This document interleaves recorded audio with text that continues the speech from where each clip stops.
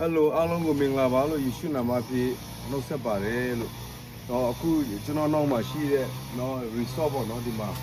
တော့ Open Hill Resort ပေါ့နော်နေရာဖြစ်ပါတယ်အခုကျွန်တော်ရောက်နေတဲ့နေရာကဆိုတော့ဒီနေ့ကျွန်တော်ဒီမှာရှိတဲ့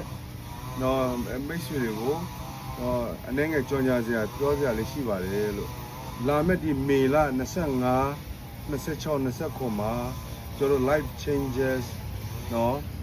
conference ရှိပါတယ်လို့เนาะလူကြီးအဖြစ်တော့150ပေါ့เนาะ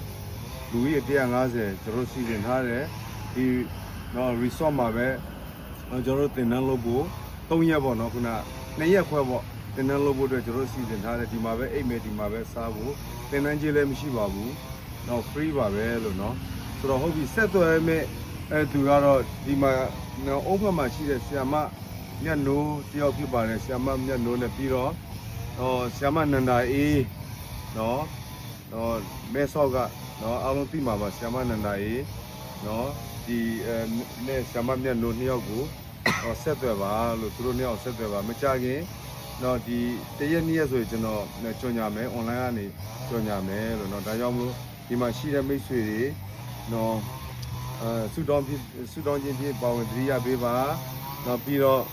ကိုယ်တိုင်ပါဝင်နိုင်ဖို့ရန်အတွက်လည်းကိုယ်တိုင်ကိုကြလာပြီးတော့ပါဝင်နိုင်ဖို့ရန်အတွက်လည်းတော့ welcome ပါတယ်လို့တော့ကြိုးဆိုပါတယ်လို့ life changes ministry ကနေပြီးတော့မှကျွန်တော်ကြိုးဆိုပါတယ်အရောက်စီတိုင်းကိုရခင်ကောင်းကြီးပေးပါစေ